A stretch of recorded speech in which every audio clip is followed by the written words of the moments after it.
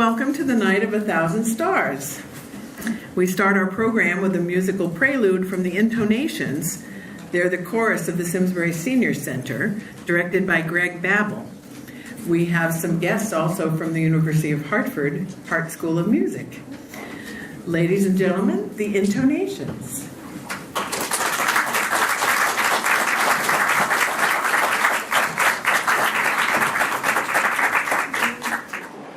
We are the Intonations, and we're so thankful to be here. We've done this several years, and we provide just a little bit of a musical introduction before the rest of the evening takes place. I had to laugh because they're so quiet and behaved here now. You should see them on a Wednesday morning. Oops, did I plug our group? So if you can carry a tune in a bucket, we want to invite you to be a part of the Intonations. It was so funny because one of the promotional signs said, join us for the musical innovations. Now we are innovators also, but we are the Intonations, and we're just going to have a short medley of swing tunes for you today.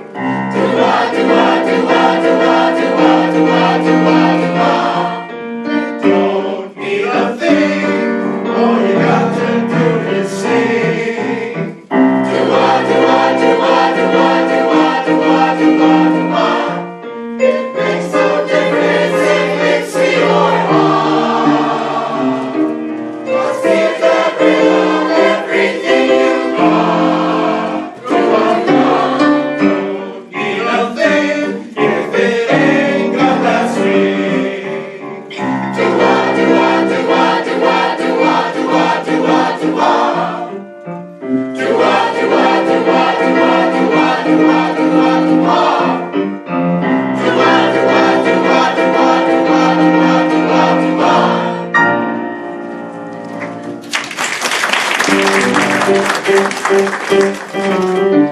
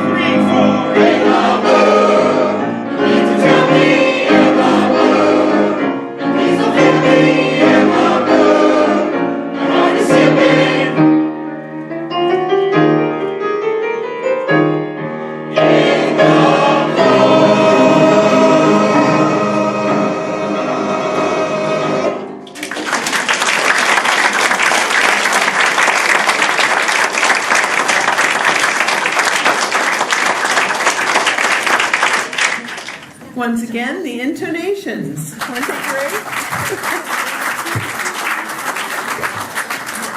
And members of, I've dragged some of my students. And some students he made to come here. Yes, I promise, of course, that I would take off some of the work at the end of the semester. Extra credit. Collaborative things at the university.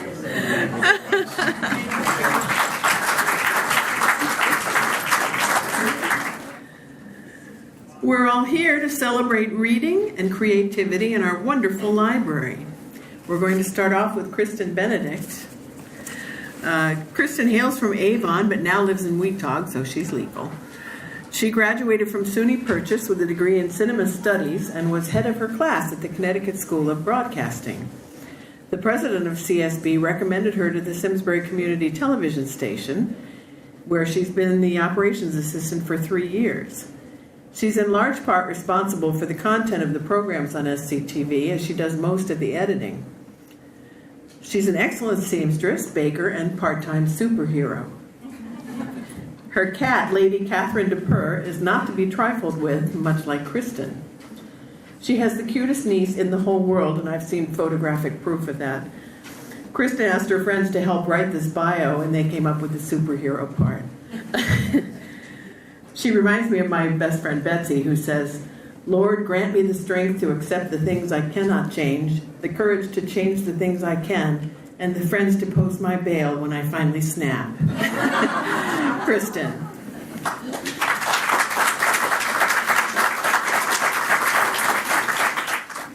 The book I chose to read, it's a children's book. It's called The Fall of Freddie the Leaf. And it is a children's book that teaches those kids to deal with the loss of a loved one, friend, family, something and someone important in their lives. I received this book from my mother and father for my 4th birthday, and 2 years later, I lost my mother. So it was as if she was teaching me how to deal with the grief. And for every loss in my life since, I've always gone back to my mother and to The Fall of Freddie the Leaf for advice and a good rule of thumb on how to deal with that. Spring had passed, so had summer. Freddie the Leaf had grown large. His midsection was wide and strong. His 5 extensions were firm and pointed. He had first appeared in the spring as a small sprout on a rather large branch near the top of a tall tree. Freddie was surrounded by hundreds of other leaves just like himself, or so it seemed. Soon he discovered that no 2 leaves were alike, and even though they were on the same tree. Alfred was the leaf next to him, Ben the leaf on his right, and Claire was the lovely leaf overhead. They had all grown up together. They had learned to dance in the spring breezes, bask lazily in the summer sun, and wash off in the cooling rains. But it was Daniel who was Freddie's best friend, and was the largest leaf on the limb, and seemed to have been there before anyone else. It appeared to Freddie that Daniel was also the wisest among them. It was Daniel who told them that they were part of a tree. It was Daniel who explained they were growing in a public park. It was Daniel who told them that the tree had strong roots which were hidden under the ground below. He explained about the birds who came to sit on their branch and sing morning songs. He explained about the sun, the moon, the stars, and the seasons. Freddie loved being a leaf. He loved his branch, his light, leafy friends, his place high in the sky, the wind that jostled him about, the sun rays that warmed him, the moon that covered him with soft white shadows. Summer had been especially nice. The long hot days felt good and the warm nights were peaceful and dreamy. There were many people in the park that summer. They often came and sat under Freddie's tree. Daniel told him that giving shade was part of his purpose. "What's a purpose?" Freddie had asked. "A reason for being," Daniel had answered. "To make things more pleasant for others is a reason for being. To make shade for people who come to escape the heat of their homes is a reason for being. To provide a cool place for children to come and play. To fan with our leaves the picnickers who come to eat on checkered tablecloths. These are reasons for being." Freddie especially liked the old people. They sat so quietly on the cool grass and hardly ever moved. They talked in whispers of times past. The children were fun too, even though they sometimes tore holes in the bark of the tree or carved their names into it. Still, it was fun to watch them move so fast and to laugh so much. But Freddie's summer soon passed. It vanished on an October night. He had never felt it so cold. All the leaves shivered with the cold. They were coated with a thin layer of white, which quickly melted and left them dew-drenched and sparkling in the morning sun. Again, it was Daniel who explained they had experienced their first frost, the sign that it was fall and that winter would come soon. Almost at once, the whole tree, in fact, the whole park, was transformed into a blaze of color. There was hardly a green leaf left. Alfred had turned a deep yellow, Ben had become a bright orange, Claire had become a blazing red, Daniel a deep purple, and Freddie was red and gold and blue. How beautiful they all looked. Freddie and his friends had made their tree a rainbow.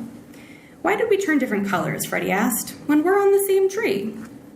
Each of us is different. We have had different experiences. We have faced the sun differently. We have cast shade differently. Why should we not have different colors? Daniel said matter-of-factly. Daniel told Freddie that this wonderful season was called fall. One day a very strange thing happened. The same breezes that, in the past, had made them dance began to push and pull at their stems, almost as if they were angry. This caused some of the leaves to be torn from their branches and swept up in the wind, tossed about, and dropped softly to the ground. All the leaves became frightened. "What's happening?" they asked, whispering to each other. "It's what happens in fall," Daniel told them. "It's the time for leaves to change their home. Some people call it to die." "Will we all die?" Freddie asked. "Yes," Daniel answered. "Everything dies. No matter how big or small, how weak or strong, we first do our job. We experience the sun and the moon, the wind and the rain. We learn to dance and to laugh, and then we die."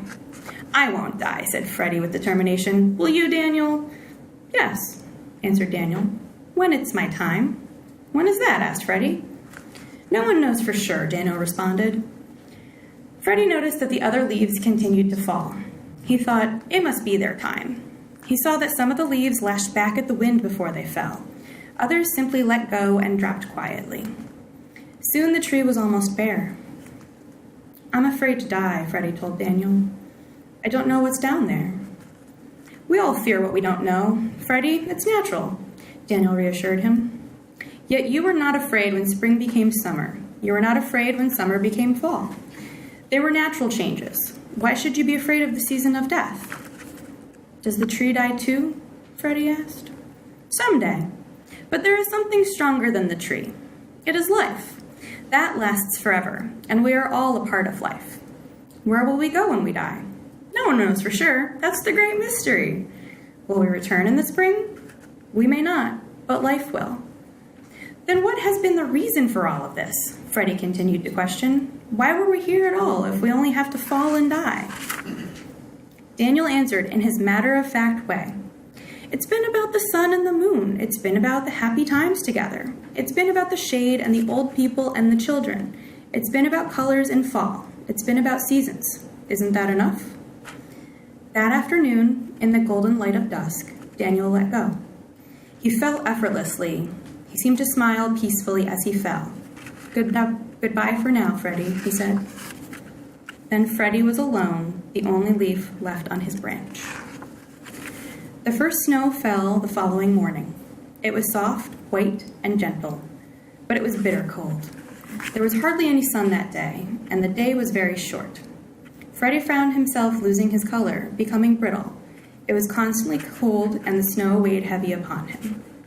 At dawn, the wind came that took Freddie from his branch. It didn't hurt at all.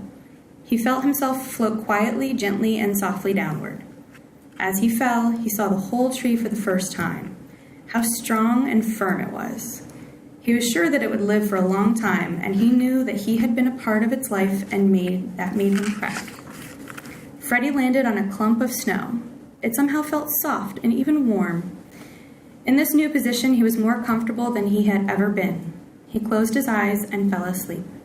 He did not know that spring would follow winter and that the snow would melt into water. He did not know that what appeared to be his useless dried self would join with the water and serve to make the tree stronger. Most of all, he did not know that there, asleep in the tree and the ground, were already plans for new leaves in the spring. The beginning.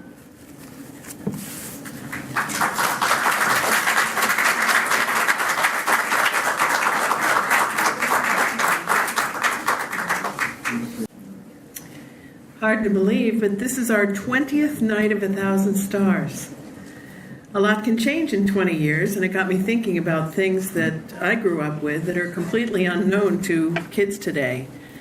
For example, TV test patterns that came on at the end of the programming and stayed there until the TV started again in the morning. Metal ice cube trays that had a handle that you had to pull to release the cubes. Hi-Fis, 78s, 45s, records in general, albums. Candy cigarettes. I loved those. Captain Kangaroo, Howdy Doody, and locally Ranger Andy. Blue flashbulbs on cameras that left you blinded with big spots in your vision for at least 5 minutes. Headlight dimmer switches were always on the floor of the car. For that matter, car windows had handles you had to actually turn. A friend of mine said her niece was in her old car and was bashing on the side of the door. And she said, "What are you doing?" She said, "I'm trying to get the window down." She said, "That's what that handle thing is for." Pizzas were not delivered to your home, but milk was, in glass bottles that the milkman picked up for recycling before there was the word recycling. I remember when only people in Eastern Europe knew what yogurt was. And pasta was either spaghetti or macaroni, period. Jalapenos, let alone the 20 different kinds of peppers there are now on every menu. And there are now fish on menus that I never heard of. Tilapia? Where does that live? I don't know. The old adage, give a person a fish and you feed them for a day. Teach them to fish and you feed them for life. But teach a person to use the internet and they won't bother you for weeks, months, maybe years. Our next reader knows an awful lot about fish. Eileen Fielding is the executive director of the Farmington Valley Watershed Association. She came to the FRWA in 2008 from her position as executive director of the Hoosick River Watershed Association in Williamstown, Massachusetts. She holds a doctorate in ecology from the University of Connecticut, where she studied the impacts of population crashes on the ecology and genetics of freshwater fishes. She's taught conservation, ecology, watershed management, and other subjects at several colleges, including Trinity College, St. Joseph, Wesleyan University, and the University of Chicago. In addition, she has many years of experience in managing and leading environmental organizations, including positions at Connecticut Audubon, the Eastern Connecticut Conservation District, and the Science Center of Connecticut. Eileen Fielding.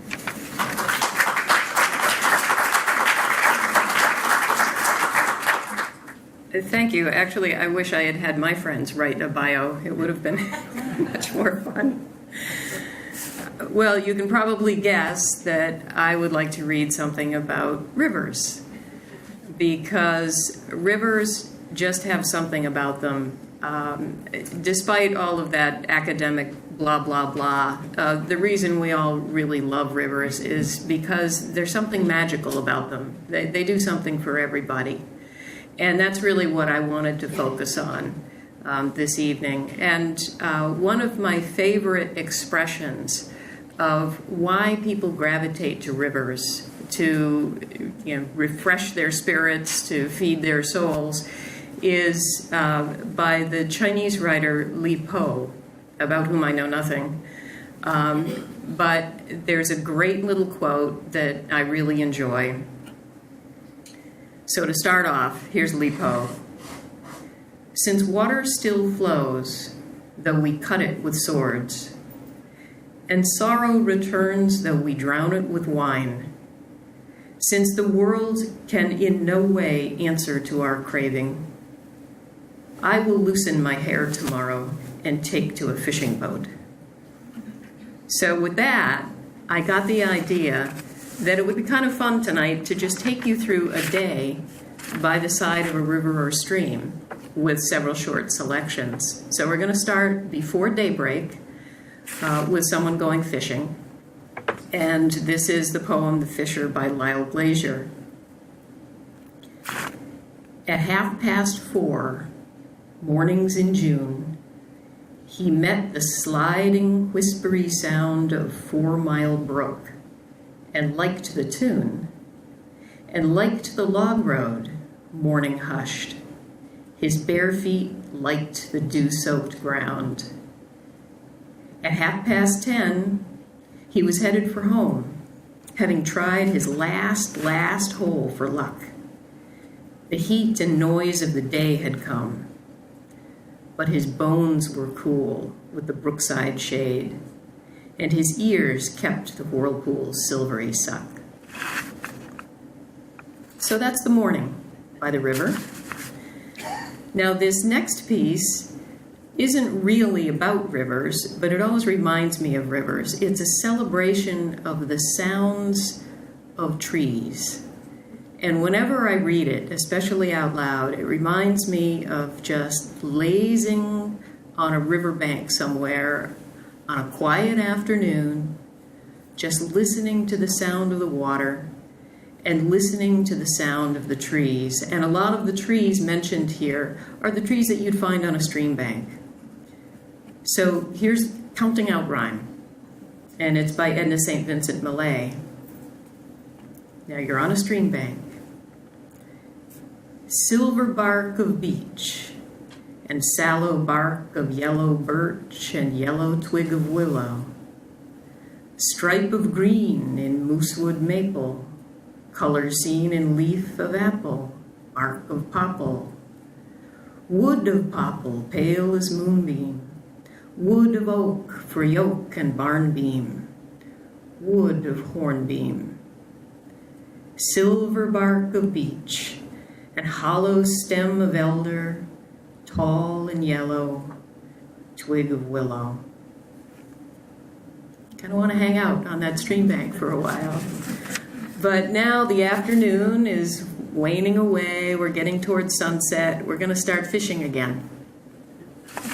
This one is another celebration of words, but this time it's all the great, poetic, colorful names of all those dry flies that fly fishermen use.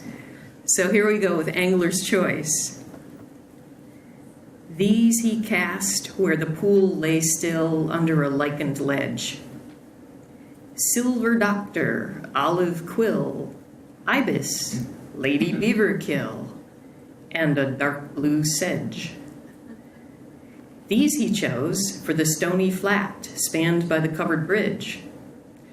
Royal Coachman, Cahill, Gnat, March Brown, Little Marriott, and a berry midge.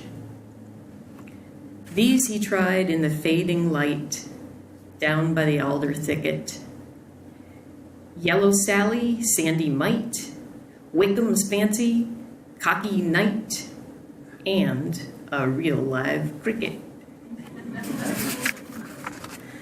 So now, night is falling, and one of the best ways you might get a youngster to go to sleep is to just rock them on the rocking water in a canoe. So this is a paddling poem called Lullaby.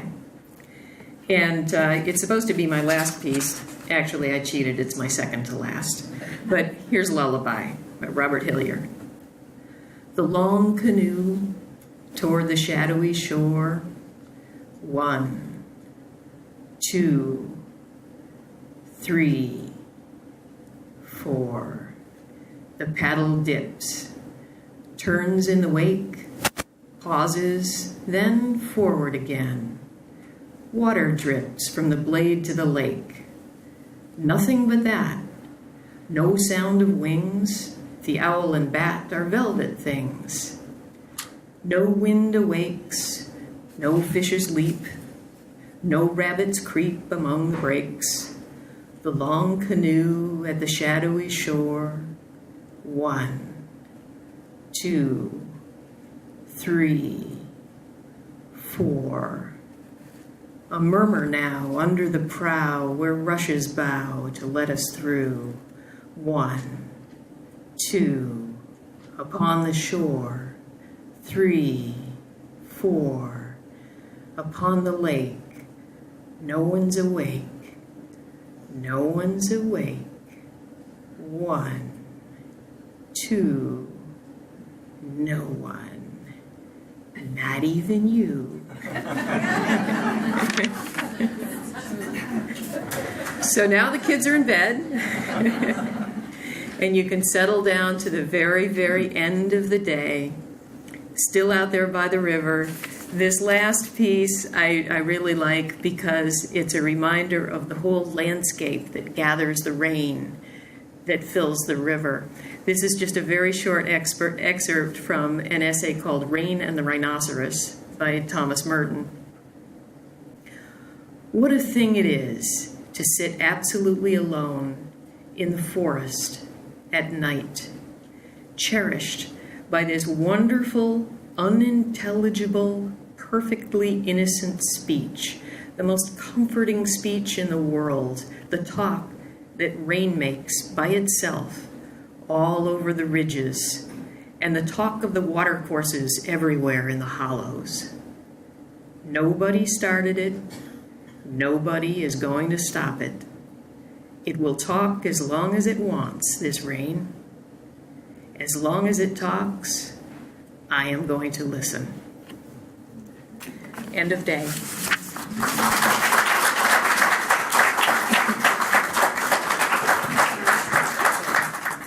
I've told this story before, but I love it so much I'm going to tell it again. Young people tend to forget that we older people had careers before retirement. Charlie, a new retiree greeter at Walmart, was a good worker, tidy, clean-shaven, sharp-minded, and a real credit to the company.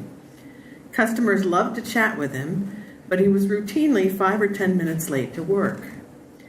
One day the manager called him in and said, "Charlie, you do a great job when you're here.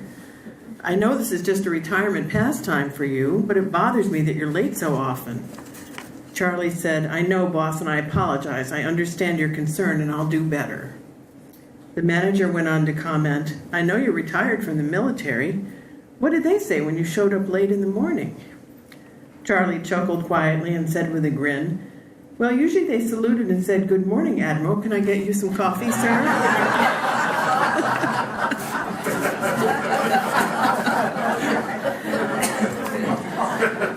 Our next reader, Len Lanza, is a Navy man and has lived in Simsbury since he completed his active duty in 1963. Len was born in New Britain and remained there until Uncle Sam took him out of the city, away from his wife and son, and away from his job as a teacher of English for grade 7 and 8 students in Bristol. Len worked in the Simsbury schools for nearly 20 years. Those years included 4 years as teacher of grade 6 students at Tarrafil School, 2.5 years as vice principal of Henry James Memorial School, 9 years as principal of Tarrafil School, and 3.5 years as principal of Latimer Lane School. During those years, he also started and directed Simsbury's program for intellectually gifted students. The program began with 29 grade 6 students and grew to 450 students in grades 4 through 8. Of course, we all know that all Simsbury students are gifted. Len served as superintendent of schools for the towns of Barkhamsted, Colebrook, and Norfolk for 13 years prior to his retirement. Since retiring, Len has set a record for the state of Connecticut by filling 9 interim superintendent positions. These positions included the nearby school districts of Canton and Windsor Locks 2 times. Additionally, Len continues to work 2 days per week as a consultant in the policy department of Connecticut Association of Boards of Education, as he has for 21 years. Len received a Bachelor of Science from Central Connecticut State University, a Master's of Education from the University of Hartford, and his PhD from Florida State University, where he was a graduate assistant. He was also an assistant adjutant professor for 10 years at Central Connecticut State University and for 3 years at St. Joseph University. His most recent contribution to the town of Simsbury, and the reason I got to know him, was he served as the chairman and driving force of the Simsbury Veterans Memorial Committee, hence our gorgeous war memorial next to the library. Took 5 years. Please welcome Len Lanza.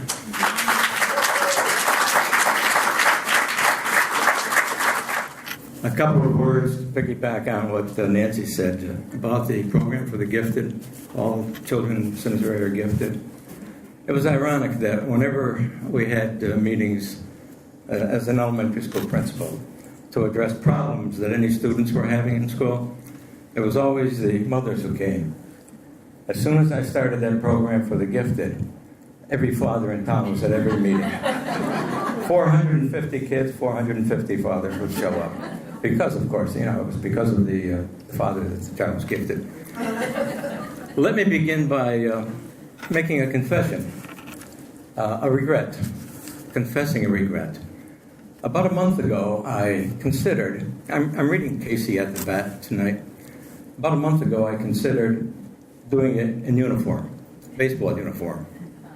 I have access to all the uniforms anybody could ask for because my son-in-law owns Vincent's Sports Shop. My regret is that I didn't do it. I didn't opt for the uniform. I should have. Okay. Casey at the Bat. I'll get this right, yeah. I really don't need it, but I'll use it.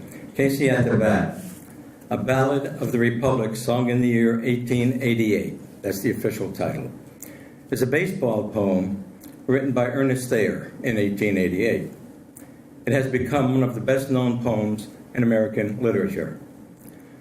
No one imagines that Casey is great in the sense that the poetry of Shakespeare or Dante is great. A comic ballad, obviously, must be judged by different standards. Thayer was only trying to write with clanking rhymes and a vigorous beat, something that could be read quickly, understood at once, and laughed at by any newspaper reader who understood baseball. Somehow, in harmony with the curious laws of humor and popular taste, he managed to produce the nation's best-known piece of comic verse. For a brief synopsis, a baseball team from the fictional town of Mudville, I was going to have that across the front of my baseball uniform, implied to be the home team, is losing by 2 runs in the last inning. Both the team and its fans, a crowd of about 5,000 according to the poem, believe they can win if Casey, Mudville's star player, gets to bat. However, Casey is scheduled to be the 5th batter in the inning, and the first 2 batters failed to get on base. The next 2 batters, Flynn and Jimmy Blake, are perceived to be weak hitters with little chance of reaching base to allow Casey a chance at the bat. I first became aware of Casey during the 1960-61 school year when, as you heard, I was teaching English in Bristol at the time. And I was using a textbook that had the poem in it. And it seemed to be a good way to try to introduce poetry to 7th and 8th grade students. Boys, in particular, don't want to hear the word poem in the 8th grade. I think it probably helped a little bit that I was also the baseball coach at the time. Okay. The outlook wasn't brilliant for the Mudville 9 that day. The score stood 4-2 with but 1 inning more to play.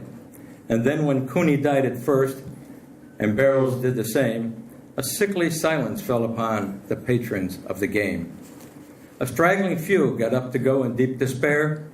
The rest clung to the hope which springs eternal in the human breast.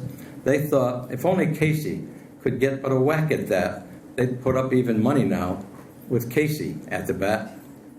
But Flynn preceded Casey, and as did also Jimmy Blake, and the former was a Lulu and the latter was a fake. So upon that stricken multitude, grim melancholy sat, for there seemed but little chance of Casey's getting to the bat. But Flynn let drive a single to the wonderment of all, and Blake, the much despised, tore the cover off the ball. And when the dust had lifted and the men saw what had occurred, there was Jimmy safe at second and Flynn a hugging third. Then, from 5,000 throats and more, there rose a lusty yell. It rumbled through the valley, it rattled in the dell, and knocked upon the mountain and recoiled upon the flat, for Casey, mighty Casey, was advancing to the bat. There was ease in Casey's manner as he stepped into his place. There was pride in Casey's bearing and a smile on Casey's face. And when responding to the cheers, he lightly doffed his hat. No stranger in the crowd could doubt 'twas Casey at the bat. 10,000 eyes were on him as he rubbed his hands with dirt. 5,000 tongues applauded when he wiped them on his shirt. Then while the writhing pitcher ground the ball into his hip, defiance gleamed in Casey's eye. A sneer curled Casey's lip. And now the leather-covered sphere came hurtling through the air, and Casey stood a-watching it in haughty grandeur there. Close by the sturdy batsman the ball unheeded sped. "That ain't my style," said Casey. "Steer right one," the umpire said. From the benches filled with people there went up a muffled roar, like the beating of the storm waves on a stern and distant shore. "Kill him! Kill the umpire!" someone shouted in the stands. And it's likely they'd have killed him had not Casey raised his hand. With a smile of Christian charity, great Casey's visage shone. He stilled the rising tumult. He bade the game go on. He signaled to the pitcher, and once more the spheroid flew. But Casey still ignored it, and the umpire said, "Strike two!" "Fraud!" cried the maddened thousands, and echo answered fraud. But one scornful look from Casey, and the audience was awed. They saw his face grow stern and cold. They saw his muscles strain. And they knew that Casey wouldn't let that ball go by again. The sneer is gone from Casey's lip. His teeth are clenched in hate. He pounds with cruel violence his bat upon the plate. And now the pitcher holds the ball, and now he lets it go. And now the air is shattered by the force of Casey's blow. Oh, somewhere in this favored land, the sun is shining bright, the band is playing somewhere, and somewhere hearts are light. And somewhere men are laughing, and somewhere children shout. But there is no joy in Mudville. Mighty Casey has struck out.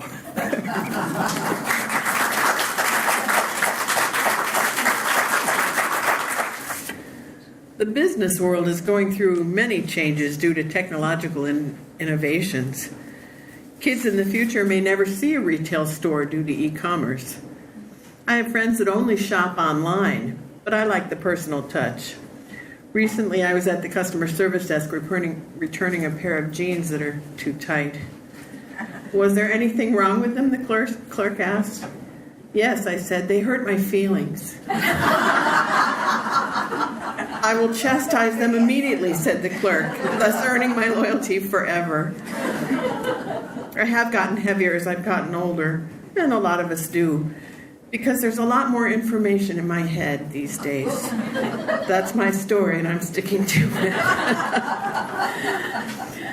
Sarah Laudenschlager has been the Business Resource Center coordinator at Simsbury Public Library since last June. She joined our community after serving as the business librarian at Salisbury University in Maryland for 4 years.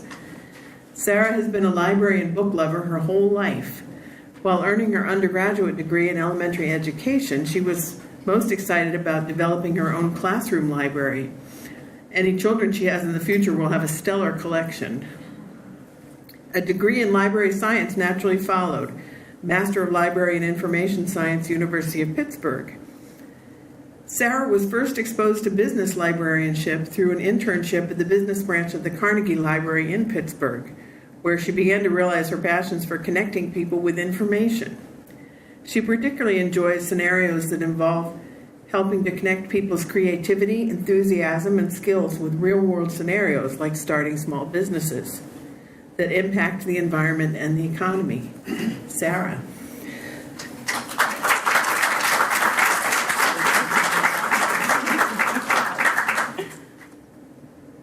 Okay, the book that I'll be reading from this evening is Good Morning, Beautiful Business, The Unexpected Journey of an Activist Entrepreneur and Local Economy Pioneer by Judy Wicks.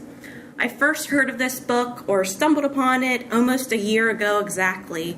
I'm reading from my Kindle version and it told me my acquisition date was April 25th, so I'm just 5 days off from celebrating my 1-year anniversary with this book, so I thought how fitting I get to read it with you tonight. A year ago, at this time I was actually still in Maryland at the time.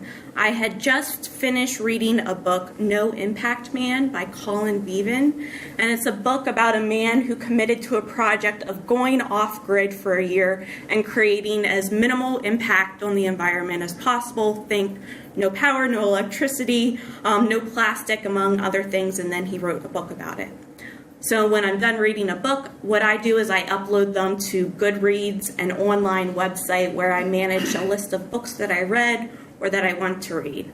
On Goodreads, I discovered this book, Good Morning, Beautiful Business, as it's related to the same topic of sustainability, but it takes it a step further in the direction that I'm particularly interested in, it's being a business memoir. I'm a business librarian. I like reading it personally and professionally, believe it or not. It's also about green business and the sustainable food movement and local living economies. In reading the description and book cover of the book, I discovered that Judy Wicks is the founder of White Dog Cafe, a restaurant in Philadelphia. At the time, I was making frequent trips to visit my boyfriend who was working and living in Philadelphia at the time, and I thought, we have to go and visit this restaurant. I always love connecting a book, learning about something, taking it in, reading about the book, and then going and actually visiting the restaurant, tasting the food, and going from there. Also, in reading the description, I discovered Judy Wicks was co-founder of Free People, a clothing line owned by the same parent company as Urban Outfitters and Anthropologie, and I thought, I love those stores. I'm excited to learn more about her, so that's kind of what led me to the book, and I connected with it. So I was sold, I was excited to read it, and in my opinion, I also became inspired by Judy Wicks' business philosophy, which you may get a sense of as I read the first page or two from the book.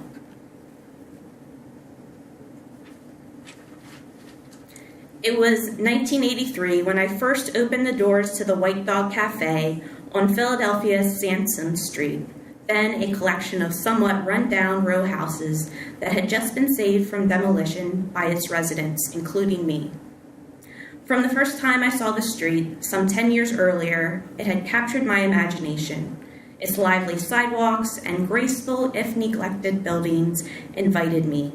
Its characters fascinated me. It was a place that I had found myself lying down in front of a bulldozer to save.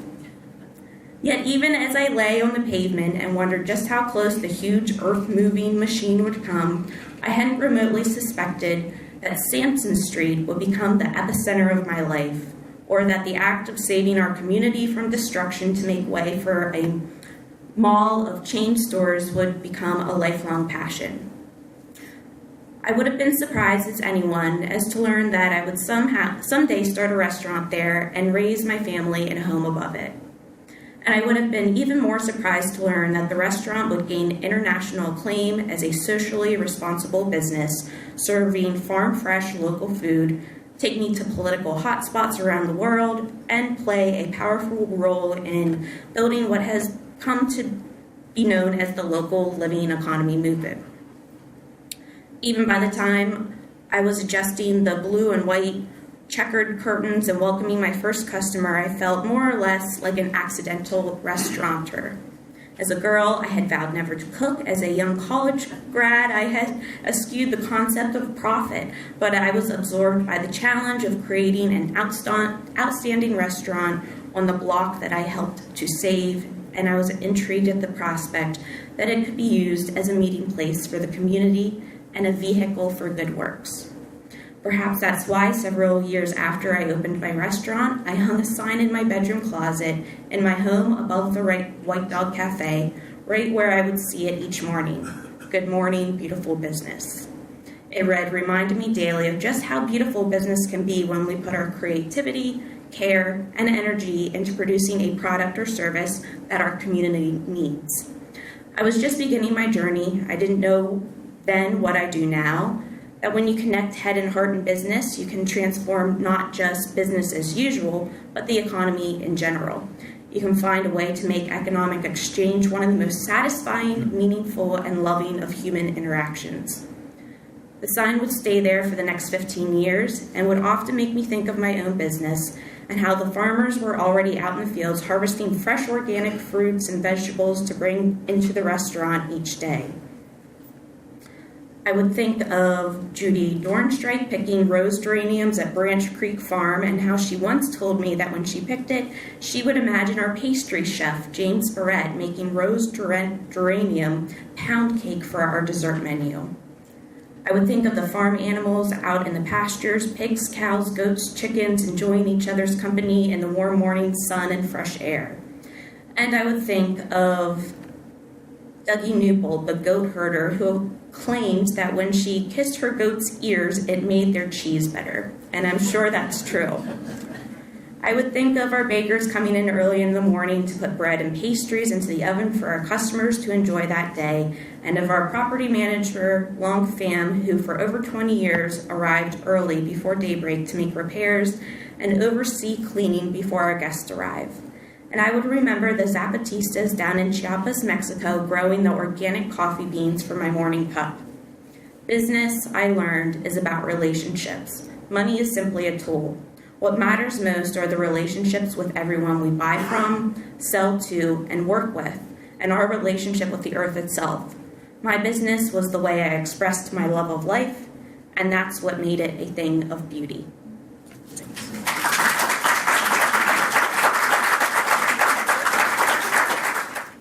Here's a sign of the times.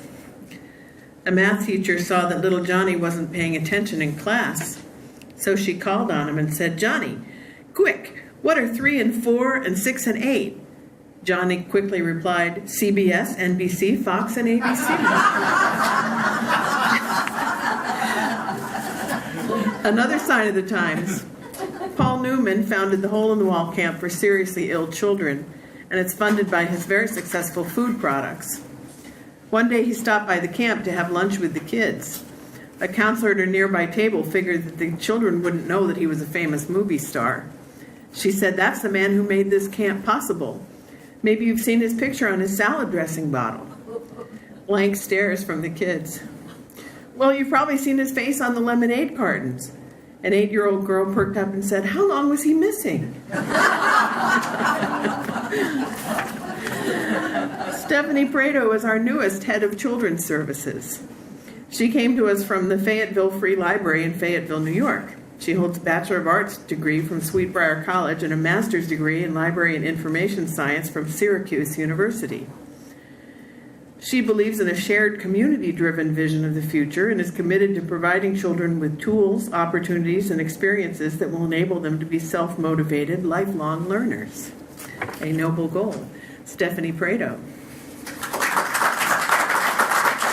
So as Nancy said, I am the new head of children's services, so I have the privilege of reading and selecting children's literature. And I'm very gratified to see all the children's literature in our program today. So I selected a picture book to share with you, and I'm going to read the book to you and then share some thoughts. I'm going to try to stand in front so I can hopefully show you the picture, so we'll see how this works out with the microphone.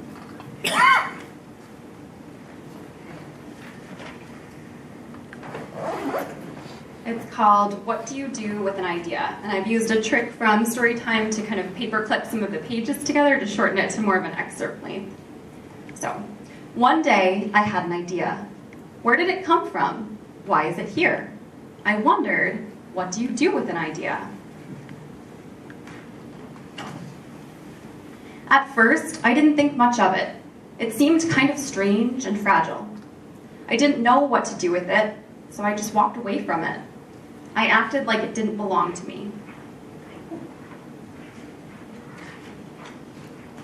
But it followed me. I worried what others would think. What would people say about my idea? I kept it to myself, I hid it away, and I didn't think about it. I tried to act like everything was the same as it was before my idea showed up, but I couldn't. I showed it to other people, even though I was afraid of what they would say. I was afraid that if people saw it, they would laugh at it. I was afraid that they would think it was silly. And many of them did. They said it was no good. They said it was too weird. They said it was a waste of time and that it would never become anything.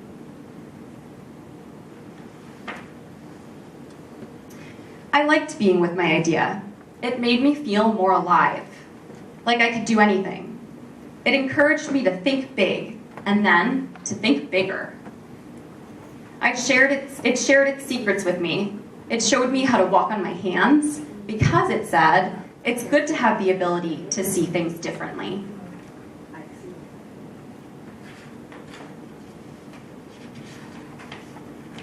I couldn't imagine my life without it.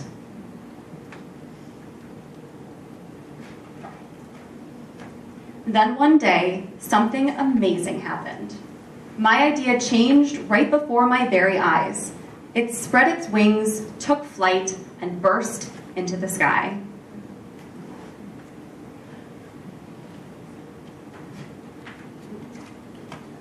I don't know how to describe it, but it went from being here to being everywhere. It wasn't just part of me anymore. It was now part of everything.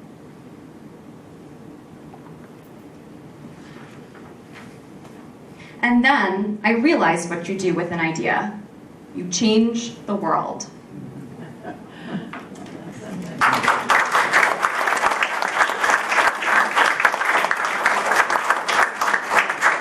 This book takes an abstract concept and it makes it very literal. And on the surface, this technique serves to make an abstract subject easier for children to understand. However, by making the concept more literal, our author, Yamada, transforms the way we think about and understand ideas. This topic and this book is especially important to me because it reminds me of the impact that librarians and educators can have. At SPL, our mission is to provide free and equal access to ideas and information to all members of the community. Libraries are informal learning institutions. We connect people with ideas. The collections, programs, and services we offer all center around learning, sparking new ideas, and sharing them with the community. Through books, but also through the programs we offer, this one included, we connect people with all sorts of ideas, and we encourage them to share their thoughts, just like the child in the story. I recently trained a Terriffill Elementary student to use our 3D printer in the Innovators Workshop. He had an idea to create an ID tag for diabetes patients to help them. Through the platform of the public library, he was able to take the idea in his head, design it on the computer, and print out a physical plastic object. This is just one way that we facilitate the exploration and dissemination of ideas. I love how at the end of the story, when the child's idea is realized and shared, it suffuses the world with color and a new perspective, as the illustrations change from shades of gray to riotous color. I do genuinely believe that our ideas and our children's ideas can change the world. Thank you.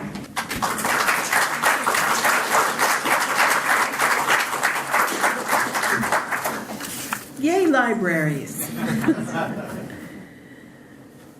There's always a lot to be thankful for if you take the time to look for it. For example, isn't it wonderful that wrinkles don't hurt? I've always called my wrinkles laugh lines until my younger brother said, "Nancy, nothing could be that funny." I was taught to respect my elders, but these days it's getting harder to find them. And you know you're old when you're cautioned to slow down by a doctor instead of the police. Is Bob Thompson here? Yay! Everyone my age worries that they won't have enough money to retire.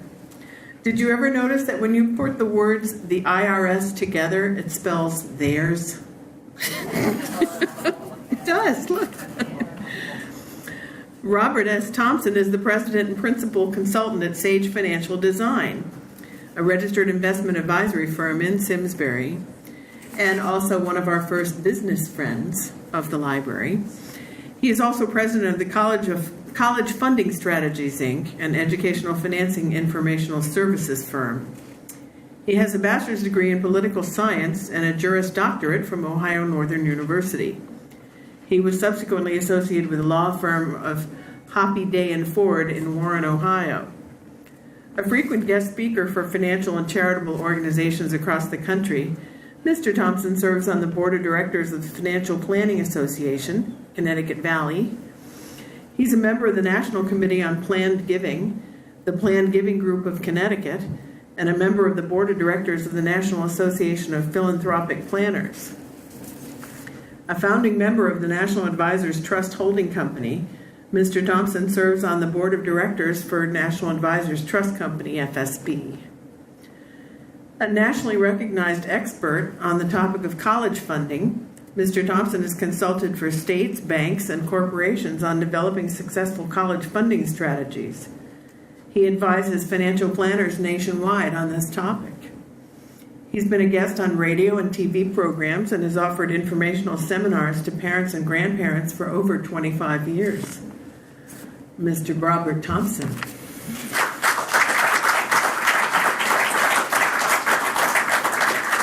Thank you, Nancy. Thank you, friends of the library. I found out that I wasn't blackballed by Dave Blooming. Don't give up yet. I'm especially honored because a few years ago, our daughter, Christy Nagel, a teacher, presented God Bless America and in sign with one of her students. So I'm honored to follow her. I wondered why me, you know. Leonard, I thought about Casey also. Is there significance in the date, April 20th? 1611, I'm told that the first performance of Shakespeare's Macbeth tragedy took place on April 20th. Now, baseball fans aren't here other than John, but April 20th in 1912 was the first game at Fenway Park. Yes. And Boston beat the New York Highlanders 6-5. What's absolutely strange to me is that on the same evening, 1912, April 20th, Tiger Stadium in Detroit had their first game. And they beat Cleveland 5-4. So it's not the date, I'm sure, but I found out this is a very expensive event. Nancy said, well, you know, you invite friends, neighbors, guests, staff. Last night I invited 11 strangers and gave them gift certificates to Abigail's. And none of them showed.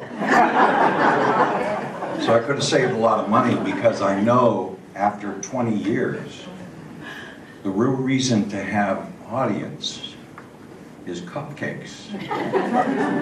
Nancy tried to sell me and my staff, you ought to do this because of cupcakes.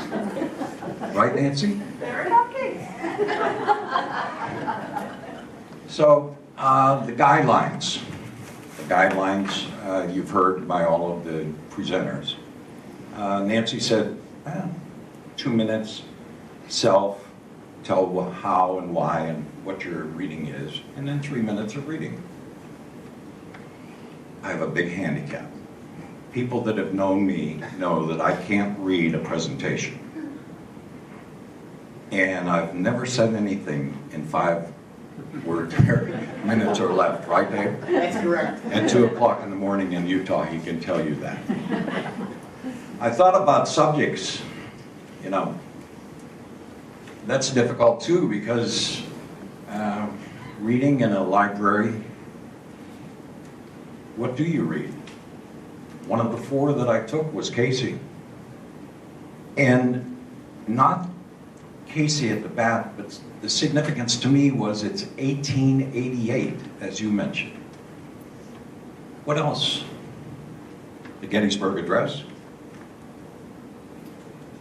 the preamble, Frost's A Road Not Taken. That's it. I'm told that that poem by Frost is the most written poem ever. That this week there are thousands and thousands of presentations in libraries like this about the road not taken. That's 1916, 101 years ago. Gettysburg Address, 1863.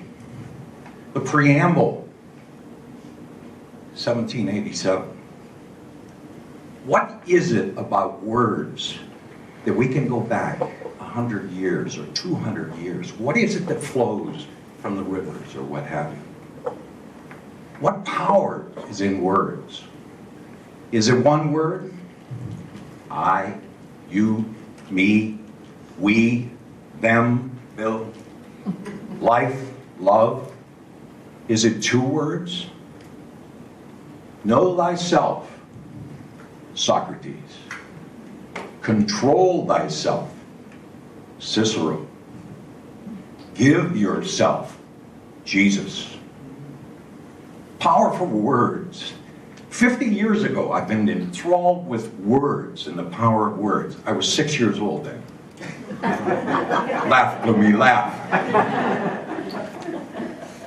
What did our founders in reading, what presentations were they reading? Not just of tens and thousands, 10,000, 100,000 words, but over centuries. Socrates, 24 centuries ago. Know thyself. Frost, 20 lines, 143 words. Gettysburg Address. And I'm sure in the last 20 years, people have done Gettysburg Address. The preamble, 52 words. 39 of the 52 words were unique. They are unique today of the preamble. Powerful words.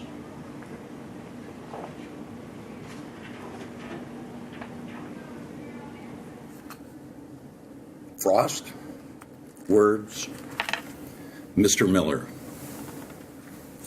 It's what we scatter.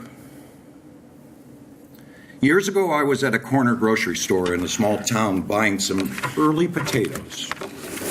I noticed a small boy, delicate of bone and feature, ragged but clean, hungrily prizing a basket of freshly picked peas. As I waited to pay for my potatoes, I was also drawn to the display of the fresh green peas. I'm a pushover for my wife's cream peas and early potatoes. As I pondered that basket of peas, I couldn't help overhearing the conversation between Mr. Miller, the store owner, and the ragged boy next to me. Hello, Barry. How are you today? Hello, Mr. Miller. Fine, thank you. Just admiring those peas. They sure look good. They are good, Barry. How's your mom? Fine. Getting stronger all the time. Good. Anything I can help you with? No, sir. Just admiring the peas. Would you like to take some home? Mr. Miller asked. No, sir. Got nothing to pay for them with. What have you got to trade me for those peas?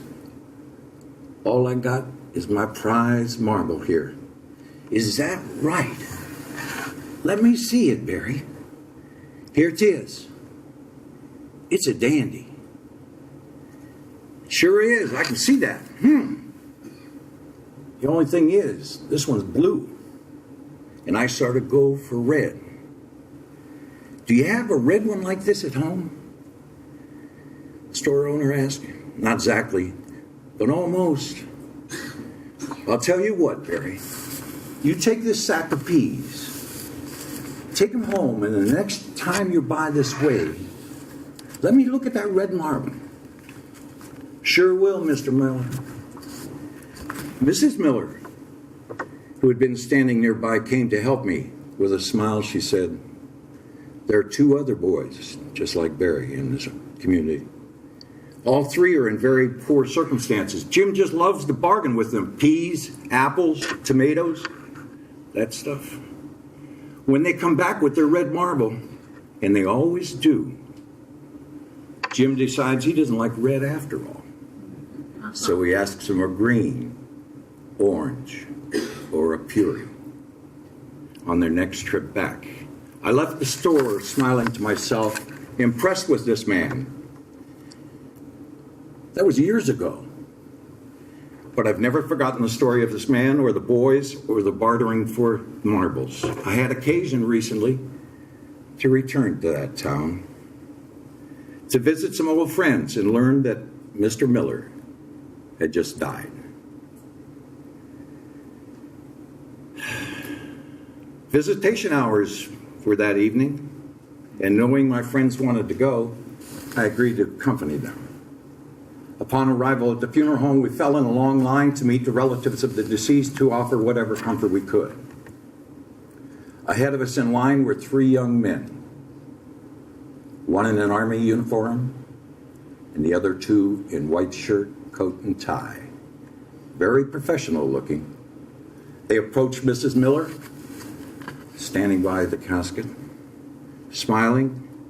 Each of the young men hugged and kissed her on the cheek, spoke briefly with her, and then moved to the casket. Her misty blue eyes followed them as one by one, each of the young men stopped and placed his warm hand on the cold hand in the casket, awkwardly wiping away tears as they walked away. Our turn came to meet Mrs. Miller, and I told her who I was and reminded her of the story many years ago and what she told me about her husband bartering for marbles. With her eyes glistening, she took my hand and took me to the casket. Those 3 young men who just left were the 3 boys I told you about years ago. They told me how they appreciated things that Jim traded with them, but now, when Jim can't change his mind about the color or size, they just came to pay their debt. We've never had a great deal of wealth in this world, she said, but I know right now Jim would consider himself the richest man.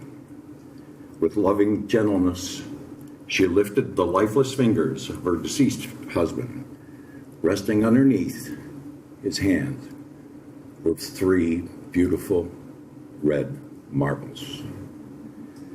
Moral, we will not be remembered by our words, but by our kind deed. It's not what you gather, it's what you scatter. Your task, God said, build a better world. How, I said, it's such a vast and complicated place. What little can I do? And God in all splendor said, build a better you. Or Frost's last 3 lines. 2 roads diverged in a wood, and I took the one less traveled by. And that makes all the difference. Words, just words.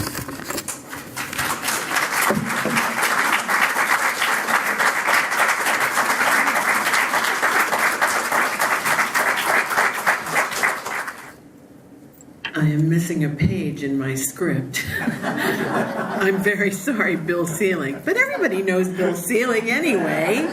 He's right here in the center of town. He has 2 successful stores and is a great guy. Bill. I'm very sorry. I know I had something funny about rocks, but I didn't. Please come up, Bill. Bill Seelig, everyone. I did send it to her. I do procrastinate a little bit.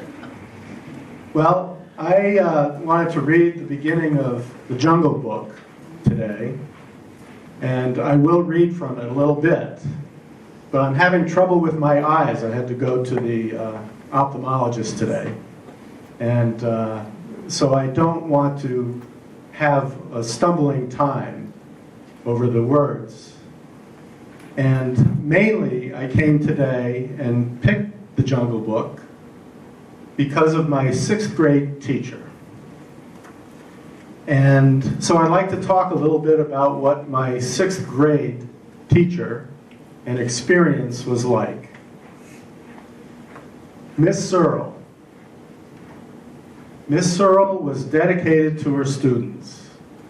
She had a scrapbook that kept a record of absolutely every student that she had ever had. And my class had the privilege of having Miss Searle for a teacher in her 50th year of teaching. I remember that year well because it was quite an interesting time. The previous year, my teacher was also a wonderful teacher, and I just want to mention a couple of things about her before I start with Miss Searle.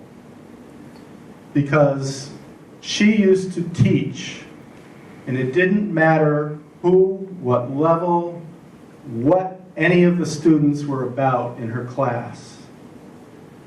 She could teach them all, teach them well, and we all learned the lessons that we needed to learn in her class. We had every type of person in our class. We had kids that stumbled with their words, were stutterers. We had people, Russell Wolf, boy, I'll never forget him. That was the first year I just moved to that school. And he made my life miserable. He was the head of the wolf pack. And the wolf pack terrorized 80% of the class, and he knew that I was rather timid and certainly had me under his thumb. I used to look around the corner when I was headed home to see whether they were out there. And Miss Frolinger, another dedicated teacher, that's what she did with her life, was a little old lady, about this big. She'd probably been teaching for 45 years. And one day, she used to do things like she'd keep all of the kids that had special issues and the problems with different areas of sociology and so forth. So, of course, I was up in the front row. But she made everyone in the class feel comfortable and learn respect. She taught us respect for every type of person and personality. So there's just one little story I want to tell about her. It was an after-lunch story. And often she came into the class after many of us had come back to the class. And my nemesis, Russell Wolf, was there, and another student. And the two of them started duking it out in the front of the classroom when she came in. Miss Frolinger, about this big and very old and looked frail, she waded right in between the two of them, separated them, and Russell sent his arm back to let her have it. She grabbed that arm, turned herself around, and flipped them flat on the ground. So I had to tell you that little story. But mainly I want to talk about Miss Searle because she is the person that was responsible for my love of language, which is what we're all about here. And she was also the person who had, in my opinion, I don't know, it might not be right, the smallest library in the world. In front of her house, She had about a mailbox-sized little compartment, and in that compartment were books.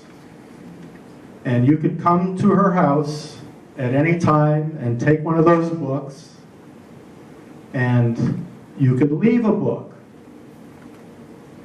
And eventually, of course, she'd have to take a lot of those books out of there because there wasn't room. I swear, and it's still there, I'm going to go take a picture of it. Whoever's still living at that house still carries on that library tradition. It's about this big. That's it. One book, and that was it. You'd go off and read that and come back and trade it in. 50th year of teaching, 6th grade. I did a little bit of the math. She started teaching in 1911. And she ran her class the same way, I think, all 50 years. Because we still had inkwells and quill pens. She organized the class in a horseshoe with her desk in the middle. And once a week, depending on grades, we played musical desks. The 3 worst students and the troublemakers were on this side, or left side, and the 3 best students were all the way over on the right. And all of us were arranged in order of our grades for that week. Sounds horrible, you know, in some occasions it was horrible. She also, during the week, if you did something brilliant, she'd move you to the front of the class, and if you did something wrong, guess where you went? You gradually had to work your way back. Of course, I feel very fortunate. I at times was at both ends of that class. She sat with her desk in the middle, and after lunch, she would read to us. And that's where I learned about cadence. That's where I learned about words and language. That's where I learned about storytelling. This history that we all have and share that goes back thousands of years. Mostly it's an oral history. And with the oral history and the storytelling of native tribes to this day, it's about teaching community. It's about teaching history. And I just love that part of it. And Miss Searle taught me much about it. Well, we'd go out to the playground after lunch.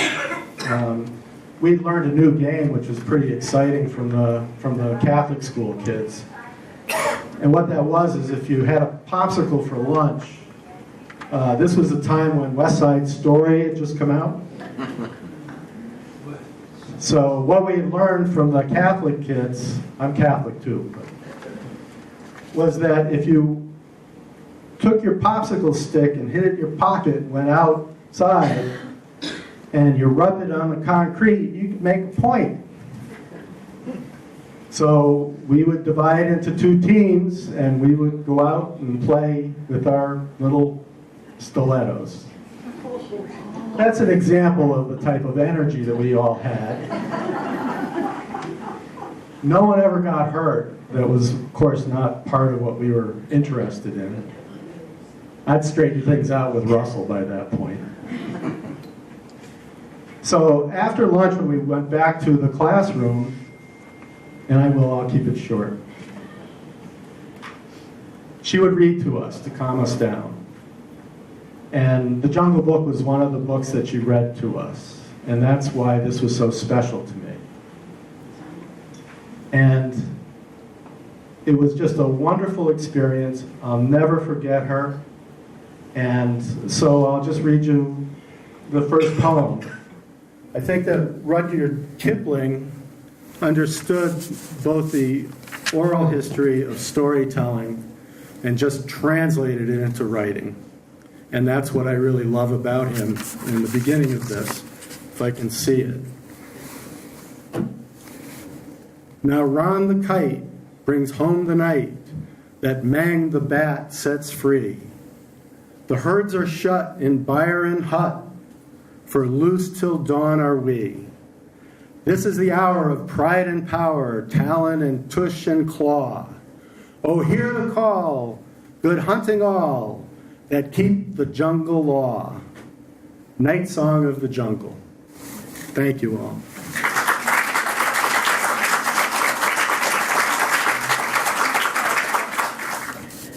I put together a few actual classified ads that tickled me. Free puppies. Half Cocker Spaniel, half sneaky neighbor dog. Free puppies. Mother is an AKC registered German Shepherd. Father is a super mutt able to leap tall fences in a single bound. Wedding dress for sale. Worn once by mistake. Call Stephanie. Washer and dryer for sale. Joining nudist colony. Susan Trimble was a lunch lady at Squadron Line School for 10 years and at Simsbury High School for 3. She was born in Canada and has a Bachelor of Science in Anatomy from McGill University. She was on her way to being an actuary when she got interrupted by having 3 children. Her kids have grown up and spread out to Virginia, California, and Thailand. Susan is a passionate quilter and volunteer at First Church and has always loved to read. Miss Susan Trimble.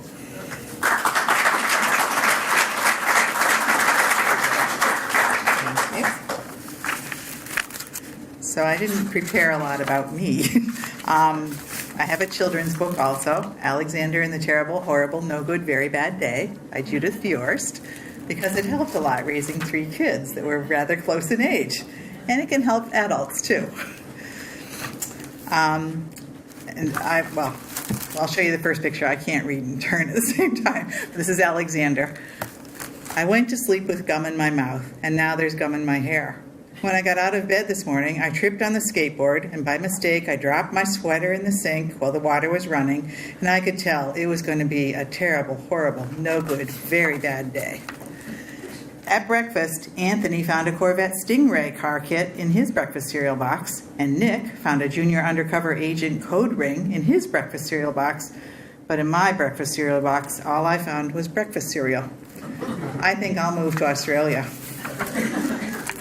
In the carpool, Mrs. Gibson let Becky have a seat by the window. Audrey and Elliot got seats by the window, too. I said I was being scrunched. I said I was being smushed.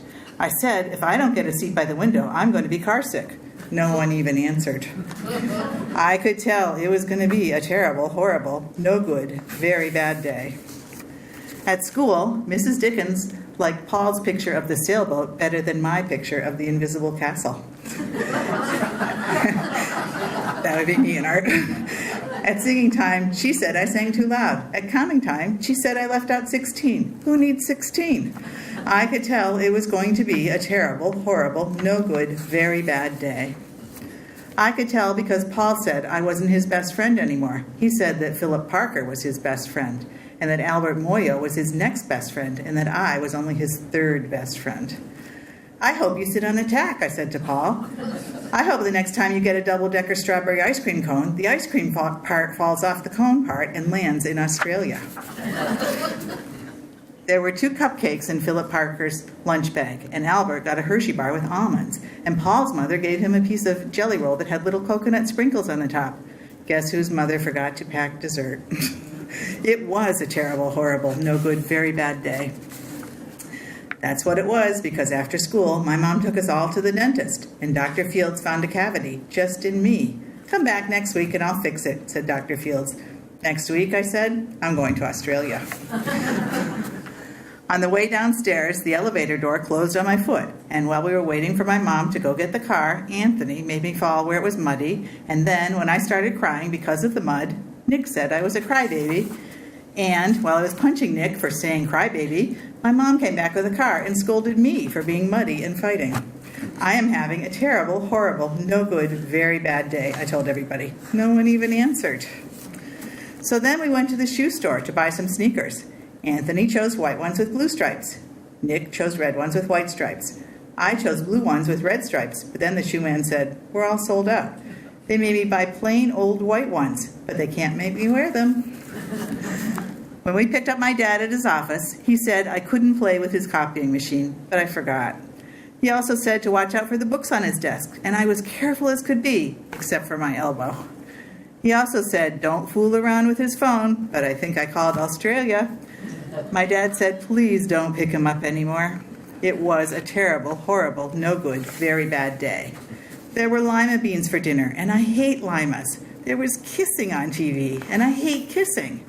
My bath was too hot, I got soap in my eyes, my marble went down the drain, and I had to wear my railroad train pajamas. I hate my railroad train pajamas.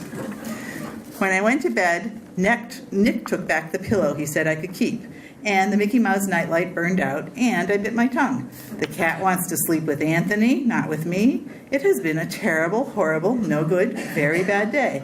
My mom says some days are like that, even in Australia.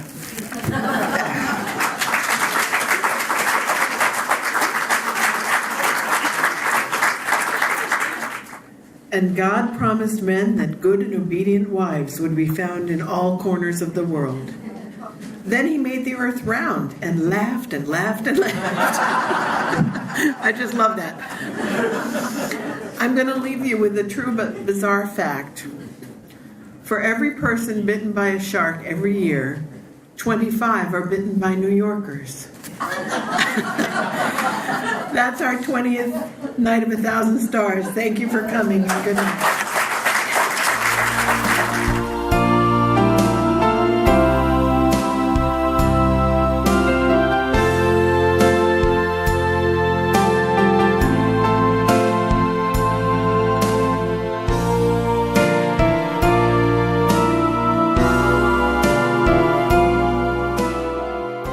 Funding for Simsbury Community Television is provided in part by contributions from viewers like you. Thank you.